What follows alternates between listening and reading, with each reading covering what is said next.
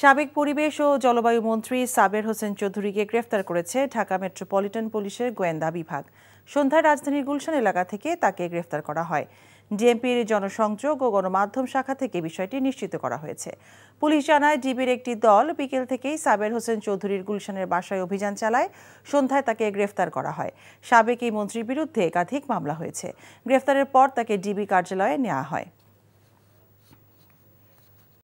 টাকা চুরির জন্য যদি আমার গলায় জুতার মালা পরাইতে হয়, তাহলে আমার শালীর সাথে প্রতারণা করার জন্য তোর ফাঁসি হবে।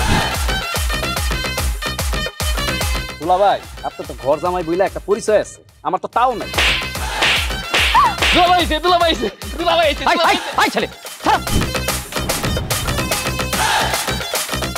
রাজনৈতিক ফ্যামিলির মেয়ে হয়ে ওই কাজ করবে। রক্তের নেশায় ধরতে, রক্তের নেশায়, কাঁচা রক্তের নেশায় ধরতে। তোমার এই পলিটিক্স আমার বাম পকেটে থাকে। ঝামেলা পাকাই আমি তখন বিয়ে করিনি।